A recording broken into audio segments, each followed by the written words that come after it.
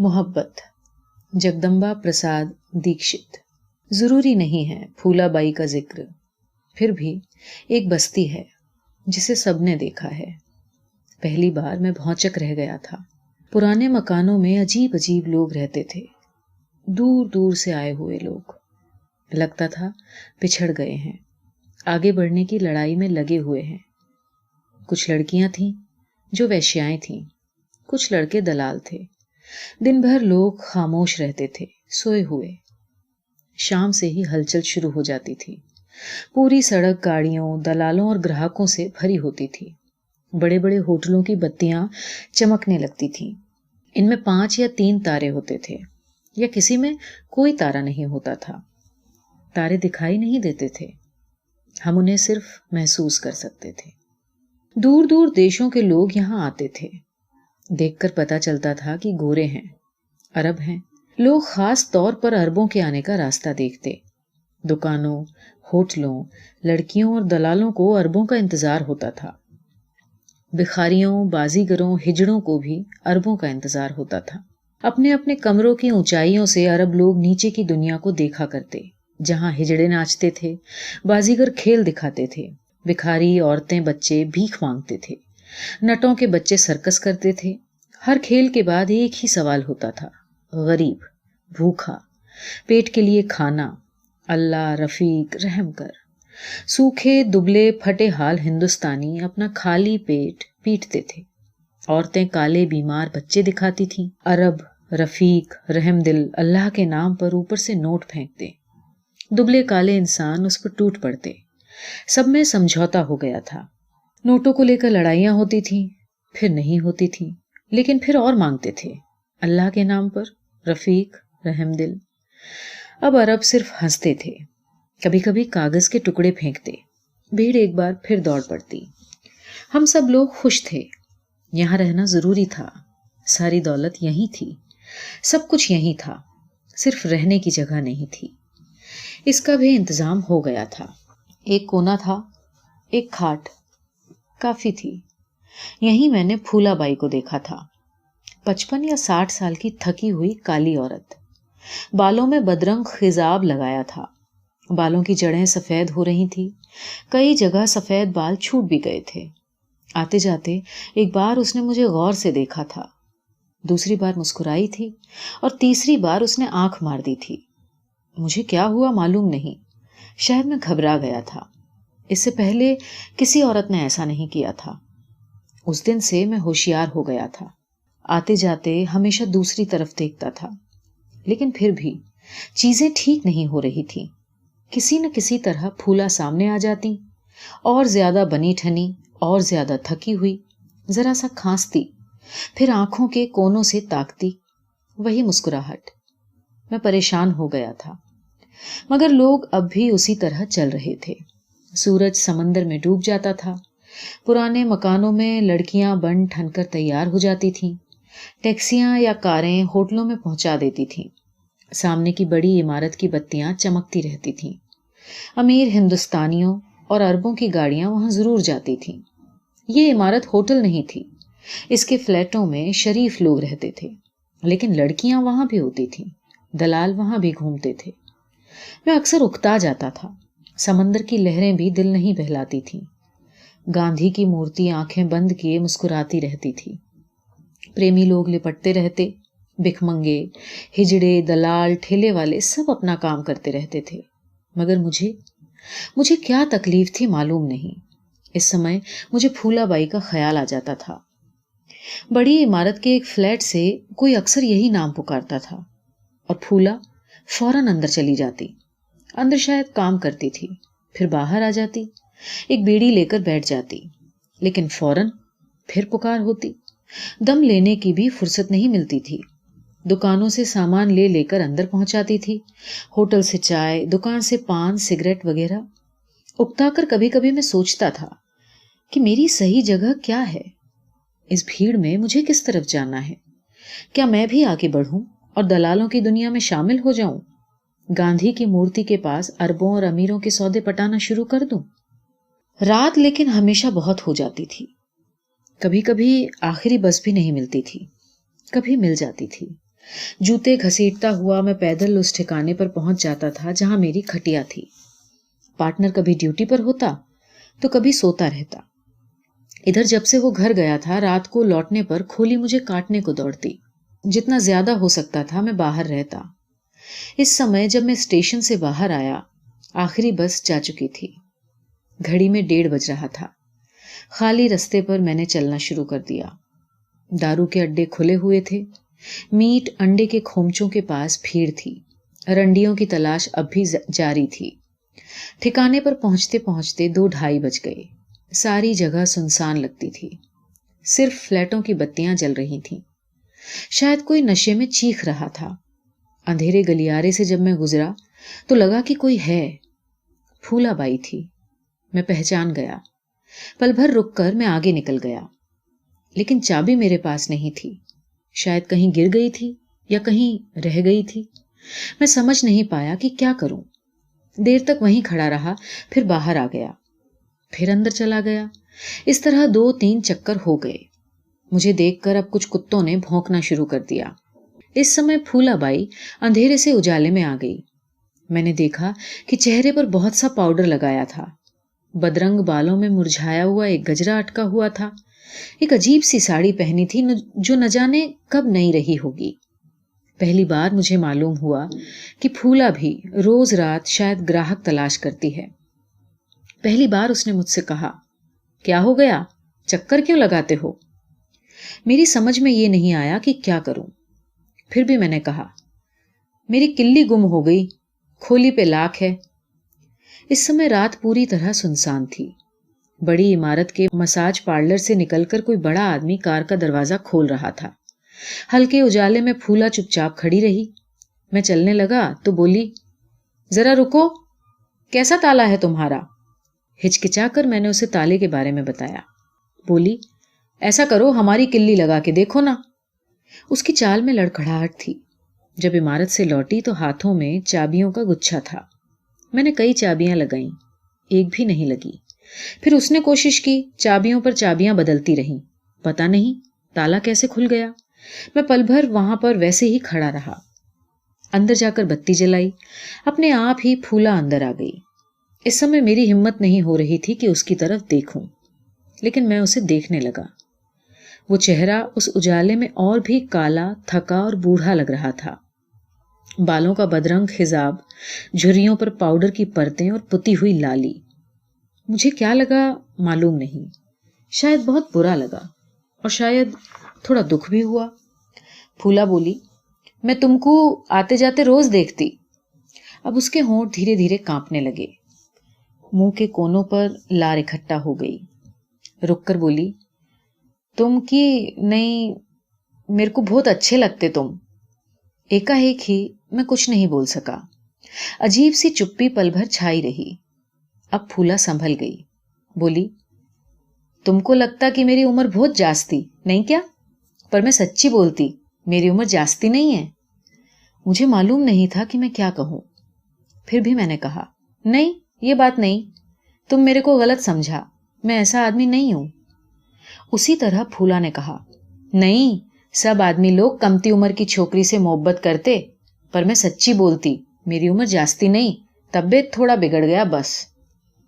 मैंने जैसे जिद करते हुए कहा, नहीं, तुम मेरे को समझा नहीं, मैं वो टाइप का आदमी नहीं, मैं तुमको बहुत अच्छा समझता, पर बोलते बोलते मैं रुक गया। मालूम नहीं क्या कह देता।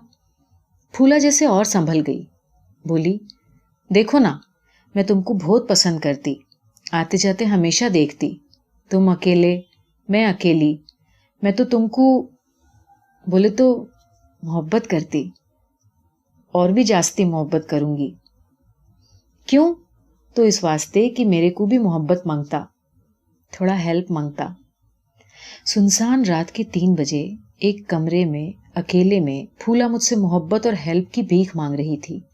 उसके लिपे पुते चेहरे पर अचानक इतनी बेबसी दिखाई दी कि मुझे बहुत तकलीफ हुई। लेकिन मैंने कहा, नहीं भाई, तुम मेरी बात समझो, मेरे को तुमसे कोई नफरत नहीं है, पर मैं वो टाइप का आदमी नहीं हूं, नहीं समझी? फूला ने कुछ नहीं कहा।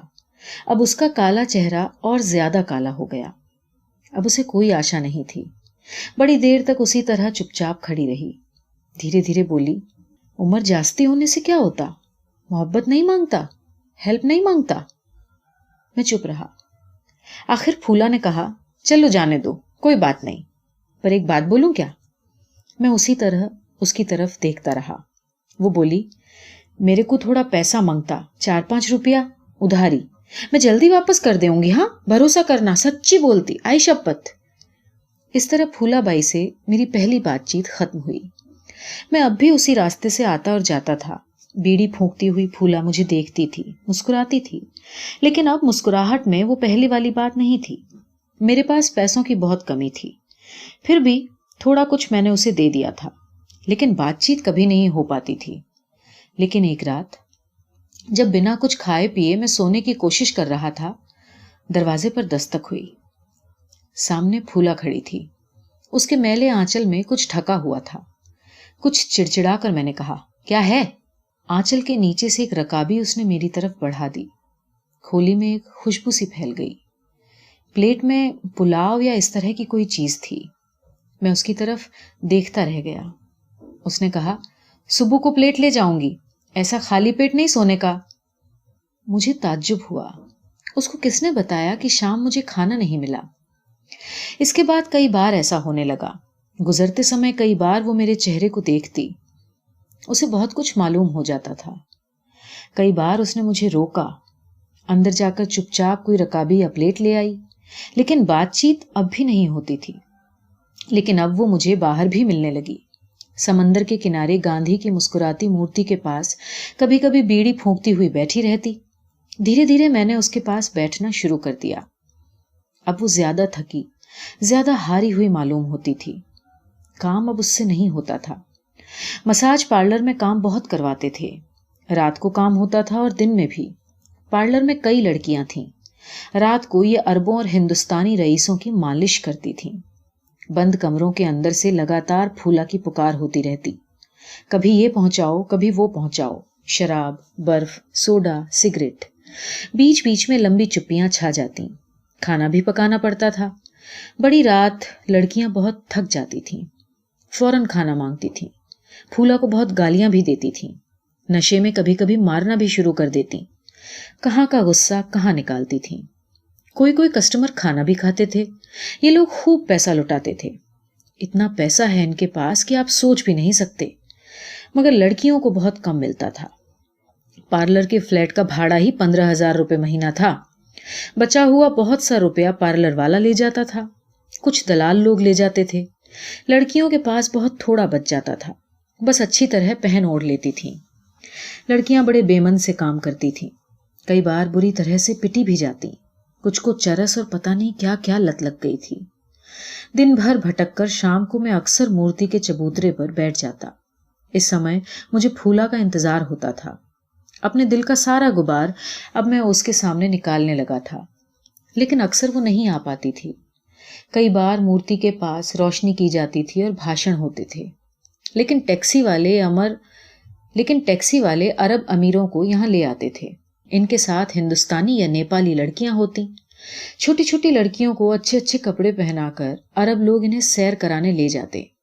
इन सूखी मुरझाई लड़कियों पर फॉरेन की जीन्स या कमीजें बड़ी अजीब लगती थीं। इन कपड़ों को पहली बार पहनकर ये लड़कियां बहुत खुश दिखाई देती थीं।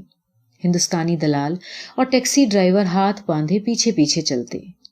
बीच बीच में छोटी लड़कियों को डांट डांट कर बताते रहते कि कैसी हरकत करनी चाहिए और कैसी नहीं। रेत के किनारे के रेस्तरां और होटल बहुत ऊंचे और महंगे थे। अरब लोग इन लड़कियों को वहां जरूर लेके जाते। उस समय ऐसे खाने को पहली बार देखकर इन लड़कियों की आंखों में पता नहीं कैसी चमक आ जाती थी। फिर वो इस तरह खाती कि बस देखते ही बनता था। अरब लोग इन लड़कियों को बहुत खुश रखते। कभी घोड़ों पर बिठाते, कभी ऊंट पर। तरह तरह की रंगीन तस्वीरें उतरवाते। इतनी खुशियां एक साथ पाकर ये छोटी छोटी लड़कियां उछल उछल कर कभी ये मांगती, कभी वो।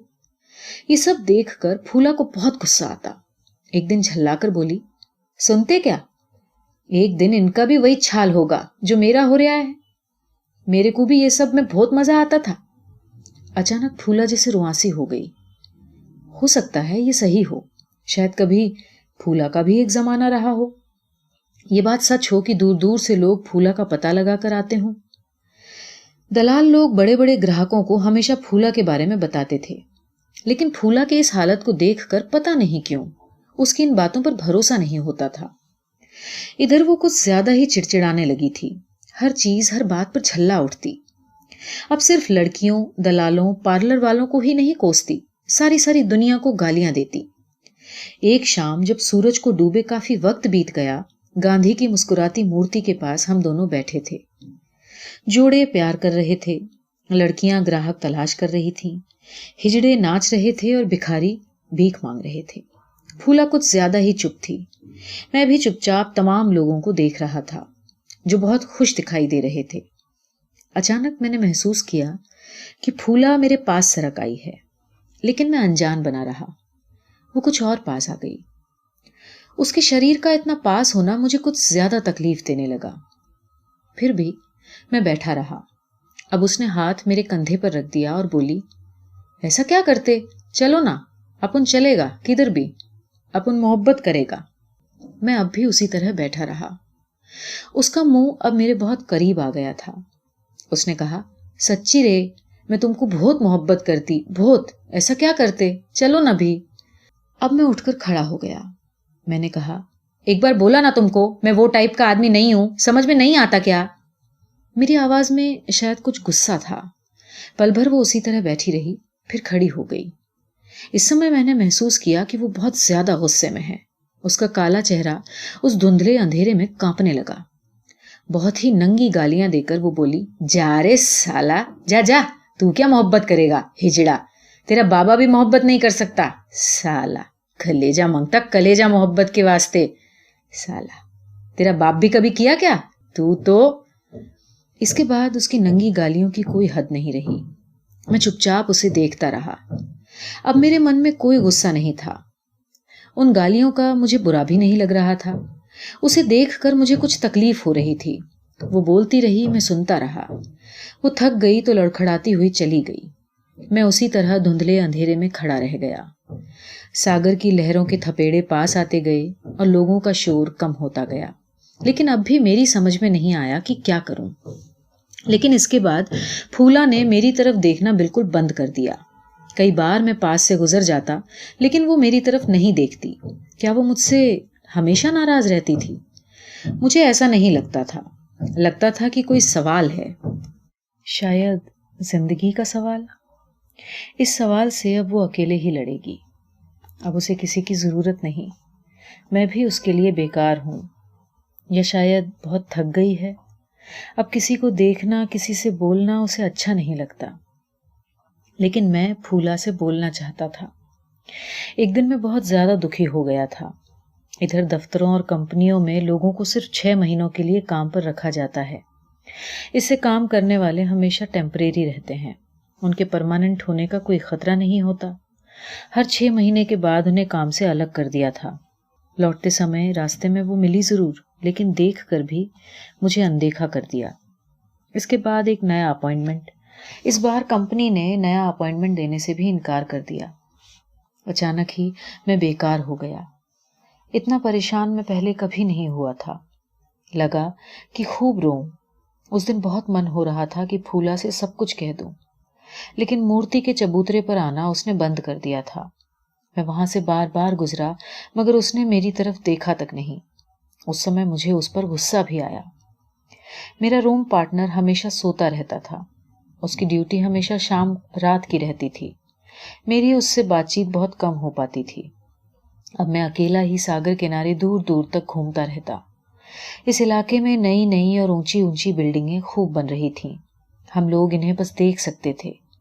میں نے سنا تھا کہ بلڈر لوگ ایک ایک فلیٹ کے کئی کئی لاکھ روپے لیتے ہیں۔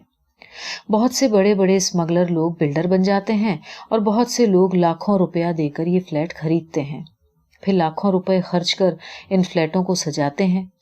یہ باتیں میں سنتا تھا، لیکن مجھے بھروسہ نہیں ہوتا تھا۔ میں نے یہ بھی سنا تھا کہ لوگ بہت جلد امیر ہو جاتے ہیں۔ اس بات پر بھی مجھے بھروسہ نہیں ہوتا تھا۔ ان دنوں میرے من میں پھولا سے بات کرنے کی بڑی اچھا ہوتی۔ دن بھر دھکے کھا کر شام کو جب میں لوٹتا تو ہر روز میرے پاس ایک نئی کہانی ہوتی۔ یہ کہانیاں اکثر نراشا، بے عزتی اور دکھ کی ہوتی۔ کام ملنا بہت مشکل ہو رہا تھا۔ ہر جگہ اپنے اپنے لوگوں کو کام دیا جا رہا تھا۔ یہ سب کہانیاں میں پہلے کی طرح پھولا کو سنانا چاہتا تھا، لیکن اب تو پھولا نے دکھائی دینا بھی بند کر دیا تھا۔ ایک دن جب میں لوٹا تو بہت خوش تھا۔ اگلے 2-4 دنوں میں میرا کام پر لگنا پکا ہو گیا تھا۔ امید تھی کہ اس بار 6 مہینے والی نوکری نہیں ہوگی۔ پکا ہو جانے کی پوری آشا تھی۔ میں اتنا خوش تھا کہ کسی بھی حالت میں پھولا سے بات کرنا چاہتا تھا۔ کافی رات تک میں مورتی والے چبوترے پر بیٹھا رہا۔ میرے سامنے سے ہنستے کھیلتے لوگ گزر گئے۔ میرے سامنے سورج پانی میں ڈوب گیا، لیکن پھولا نہیں آئی۔ یہ کوئی نئی بات نہیں تھی۔ رات تک بیٹھ کر میں وہاں سے اٹھ گیا۔ عمارت کے سامنے سے گزرتے گزرتے میں نے کئی بار ادھر دیکھا، پھولا کہیں دکھائی نہیں دی۔ یہ بھی کوئی نئی بات نہیں تھی، لیکن اس بار مجھے کچھ عجیب سا لگا۔ پھر مجھے خیال آیا کہ پچھلے کئی دنوں سے میں نے اسے نہیں دیکھا ہے۔ کیا ہوا؟ کیا وہ کہیں اور چلی گئی؟ اس خیال سے میں کچھ پریشان سا ہو گیا۔ میں کسی سے پھولا کے بارے میں کچھ پوچھنا چاہتا تھا، لیکن یہاں کوئی کسی سے بات ہی نہیں کرتا تھا۔ 2-3 دن اور گزر گئے۔ مساج پارلر کی بتیاں بڑی رات تک چمکتی رہتیں۔ بار بار آتے ہوئے جاتے ہوئے میں نے دھیان سے دیکھا، پھولا کہیں نہیں تھی۔ مجھے معلوم ہو گیا کہ پھولا کہیں چلی گئی۔ شاید مجھے کافی برا لگا، لیکن میں اونچی عمارتوں میں رہنے والے لوگوں کی باتیں سوچنے لگا، لاکھوں روپے خرچ کرنے والے لوگوں کی باتیں، اسمگلروں، بلڈروں، عرب امیروں کے ساتھ گھومتی چھوٹی لڑکیوں، سبھی کی باتیں سوچنے لگا۔ لیکن پھولا کے بارے میں بھی سوچتا رہا۔ لیکن ایک رات ایک اور ہی بات ہو گئی۔ مجھے لوٹنے میں کافی دیر ہو گئی تھی۔ اگلے دن مجھے کام پر بلایا گیا تھا۔ میں تھکا تھا لیکن کافی خوش۔ آخری بس چھوٹ جانے کے کارن میں پیدل چل کر ہی ٹھکانے پر پہنچا۔ جب میں اندھیری گلی میں داخل ہو رہا تھا، میں نے دیکھا کہ لانڈری کی دکان کے تختے پر کوئی عورت پڑی ہے۔ میں آگے نکل گیا، لیکن پھر لوٹ آیا۔ ہاں، یہ پھولا ہی تھی۔ میں کچھ سمجھ نہیں پایا۔ اس سمے رات کے 2 بج رہے تھے۔ سڑک قریب قریب خالی تھی۔ لڑکیاں اور دلال جا چکے تھے۔ مجھے لگا کہ پھولا سو گئی ہے، لیکن میں پھر گزرا اور مجھے لگا کہ نہیں، سوئی نہیں ہے۔ شاید چھوکریوں کے ساتھ اس نے بھی بہت سی شراب پی لی ہے۔ میں اپنی کھولی تک گیا، تالا کھولنے سے پہلے پھر لوٹ آیا۔ اب مجھے لگا کہ پھولا بے ہوش ہے۔ کچھ ہچکچا کر میں نے آواز دی، پھولا، پھولا بائی؟ کوئی جواب نہیں آیا۔ اب میں اس کے ایک دم پاس پہنچ گیا۔ میں نے اسے ہلایا اور مجھے لگا کہ پھولا بہت بیمار ہے۔ اس کا بدن بہت زیادہ گرم ہے۔ اس کے منہ کے چاروں طرف قے پھیلی ہوئی ہے۔ اچانک ہی سب کچھ سمجھ میں آ گیا۔ شاید پھولا کئی دنوں سے بیمار تھی، مجھ سے جھگڑتے سمے بھی شاید۔ پارلر والوں نے شاید آج اسے نکال دیا۔ وہاں سے نکل کر کسی طرح تختے تک پہنچی، یا شاید لوگ اسے یہاں ڈال گئے۔ اس کے بعد میری سمجھ ہی نہیں آیا کہ کیا کروں۔ کیا میں پھولا کو اسی طرح وہاں چھوڑ دوں اور چلا جاؤں؟ مجھے لگا کہ ایسا نہیں ہو سکتا۔ وہاں اندھیری گلی میں کوئی نہیں تھا جس سے میں کچھ کہہ سکتا۔ صرف اونچی عمارتوں کی بتیاں چمک رہی تھیں اور سڑک پر 1-2 ٹیکسی والے اپنی اپنی ٹیکسیوں میں سوئے تھے۔ میں چاہتا تھا کہ کسی کو پکاروں، آواز دوں، لیکن وہاں کوئی نہیں تھا۔ اس سمے میں نے حساب لگایا کہ میرے پاس کل کتنے روپے بچے ہیں۔ اس کے بعد میں نے ایک ٹیکسی والے کو جگانے کی کوشش کی۔ مشکل ہی مشکل تھی، پھر بھی میں نے سوچ لیا تھا کہ اب کیا کرنا ہے۔ اس طرح رات بیتتی گئی۔ 2 اسپتالوں نے اسے لینے سے انکار کر دیا۔ میونسپل اسپتال ٹھسا ٹھس بھرا تھا۔ میں نے بڑی منت کی تھی۔ نرسوں کے ڈیوٹی روم میں ایک بستر ڈال کر اسے لٹا دیا۔ سلائن کی بوتل لگا دی گئی۔ بڑی نرس نے مجھ سے کہا کہ میں بوتل دوسری لا دوں۔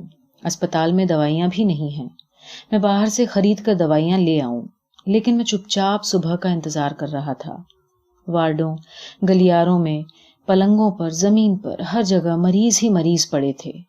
نرسوں نے کہا تھا کہ انجیکشن بھی لانا ہوگا۔ بہت سی چیزوں کی ضرورت تھی، لیکن ہمارے پاس کچھ نہیں تھا۔ پھر بھی میں صبح کا انتظار کر رہا تھا اور بینچ پر بیٹھے بیٹھے ہی صبح ہو گئی۔ مجھے نہیں معلوم تھا کہ یہ کیسی صبح تھی۔ لوگوں نے چلنا پھرنا اور گاڑیوں نے دوڑنا شروع کر دیا۔ میں نے تمام لوگوں کے بارے میں سوچا تھا۔ یہ لوگ تھوڑی بہت مدد کر سکتے تھے۔ ड्यूटी रूम में जाकर मैंने एक बार फिर फूला की तरफ देखा। वो अब भी बेहोश थी। चितकबरे बाल बिखरे हुए थे और वो पहले से ज्यादा कुरूप लग रही थी। इसके बाद मैंने चलना शुरू कर दिया। दिन भर चलता रहा, इस जगह से उस जगह और उस जगह से उस जगह। इंडिया इंटरनेशनल कॉरपोरेशन ने मुझे काम पर लेने से इनकार कर दिया। मुझे बहुत दुख हुआ। मेरी सारी आशाएं मिट्टी में मिल गई।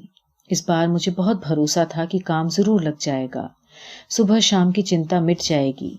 मुझे लगा कि मैं जैसे फुटपाथ पर आ गया हूँ। शाम होते होते मैं लौट आया। इस समय दवाइयाँ और सलाइन की बोतलें मैंने खरीद ली थी। कुछ लोगों ने थोड़े थोड़े पैसे दे दिए थे। मैं बिल्कुल थक गया था। जब मैं अस्पताल पहुंचा तो फूला की हालत बहुत खराब थी। उसके मुंह पर कानों तक कै फैली हुई थी और बिस्तर भी कै में सना हुआ था। उसकी सांस घरघरा रही थी। लगता था कि किसी भी समय उखड़ जाएगी, लेकिन फिर भी उसकी तरफ किसी का ध्यान नहीं था। इस समय मुझे लगा कि फूला मर जाएगी। पता नहीं क्यों मुझे ये भी लगा कि हे भगवान, फूला को इस तरह नहीं मरना चाहिए, किसी भी तरह उसे बचा लीजिए। मैं दौड़कर बड़ी सिस्टर के पास गया। बड़ी मुश्किल से उसने मेरी तरफ ध्यान दिया था। फिर एक डॉक्टर आया। उसने बताया कि कै फेफड़ों में चली गई है। फूला पड़ी हुई कै करती रही और किसी का ध्यान उसकी तरफ नहीं गया। अब एक मशीन लाई गई और मशीन घर्र घर्र करके चलने लगी।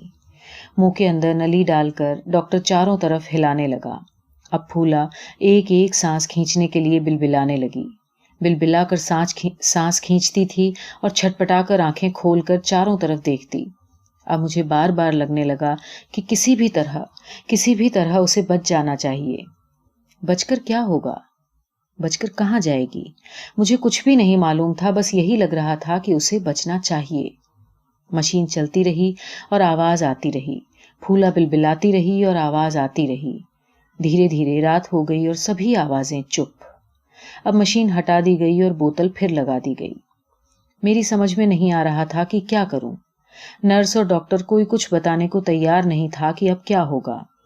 ऑक्सीजन के सारे सिलेंडर खाली थे या 2-3 थे जो मरीजों पर लगे हुए थे। मैं बैठा रहा, फिर मैं बाहर आ गया। मैं सोचने लगा कि रात क्या होगा, क्या मैं वहीं कहीं सो जाऊं? लेकिन ऐसी कोई जगह नहीं थी। रात कुछ हो गया तो क्या फूला का दुनिया में कोई है? क्या हमारा दुनिया में कोई है? तब मुझे लगा कि हमारा कोई नहीं है, हम ही अपने सब कुछ हैं। अब मैं वहां लौट आया था जहां स्मगलर, अरब, अमीर, लड़कियां, दलाल, हिजड़े सब अपना काम कर रहे थे। कई सितारों वाले होटल में बत्तियां जगमगा रही थी और महंगे रेस्तराओं में अजीब धुनें बज रही थी। मसाज पार्लर के सामने खूबसूरत गाड़ियां खड़ी थी। आज शायद कोई खास दिन था। गांधी जी की मूर्ति को लट्टुओं से सजाया गया था और सामने कोई नेता भाषण कर रहा था। काफी भीड़ थी। इस समय नेता गांधी जी, पंडित जी वगैरह की महानता का बखान कर रहा था और एक दलाल एक कार वाले को पटाने की कोशिश। तब मुझे अचानक पहली बार ख्याल आया कि मैं किस दुनिया में हूं। किसने इसे ऐसा बना दिया? मैं क्या करूं? इसे ऐसा ही छोड़कर अपनी आंखें बंद कर लूं? चारों तरफ दलालों की भीड़ है। मैं भी दलालों की दुनिया में, दलालों की दुनिया में शामिल हो जाऊं? तब मुझे लगा कि नहीं, ऐसा नहीं हो सकता।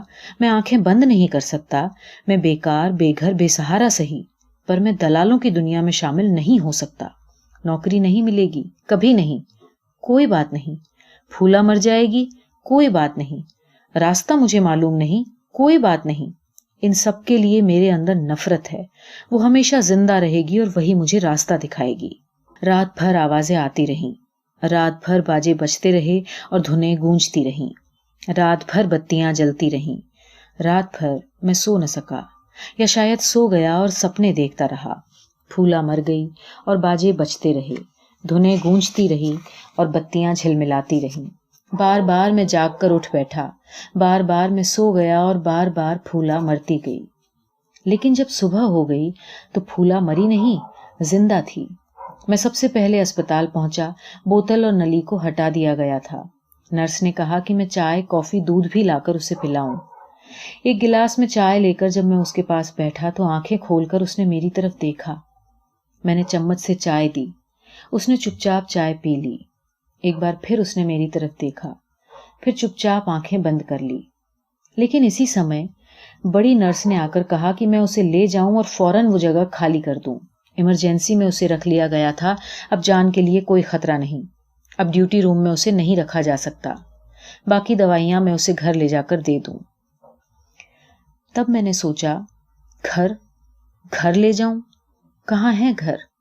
मसाज पार्लर वाले उसे रखेंगे? काफी समय मैंने उसी तरह गुजार दिया।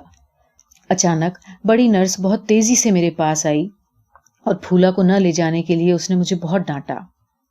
आवाज देकर उसने कई वार्ड बॉय बुला लिए और आखिरी बार उसने मुझसे कहा कि अगर मैं फूला को नहीं ले जाऊंगा तो वो उसे बाहर डलवा देगी। इस बार मैं चुप नहीं रह सका। फूला के पास पहुंचकर मैंने कहा, फूला बाई उठो, अब यहां से चलना है। फूला उठने की कोशिश करने लगी लेकिन उससे उठा नहीं गया। तब आगे बढ़कर मैंने उसे सहारा दिया। किसी तरह वो उठकर बैठ गई, फिर सहारे सहारे खड़ी हो गई। फिर घिसट घिसट कर हम दोनों ने किसी तरह चलना शुरू कर दिया। घिसटते हुए हम अस्पताल के फाटक पर आ गए। अचानक वो ठहर गई। मैंने देखा कि वो कुछ कह रही है। मैंने सुनने की कोशिश की। वो कांपती आवाज में जो कह रही थी, तुम नहीं आता तो मैं मर जाती। इस समय उसकी आंखें डबडबाई हुई थीं। अचानक मैं जोरों से हंस पड़ा, हंसता रहा और वो देखती रही। हंसते हुए मैंने कहा, तुम बोली थी ना कि मैं मोहब्बत नहीं कर सकता, अभी देखा ना मैं कैसी मोहब्बत करता, बोलो। लेकिन फिर इसी समय मैं अचानक बहुत गंभीर हो गया और मैंने कहा, मगर मैं वो टाइप का आदमी नहीं हूं, समझ गई ना। इस समय घिसटते हुए लड़खड़ाते हुए हम अस्पताल से बाहर निकल रहे थे, लेकिन हमें नहीं मालूम था कि किधर जाना है।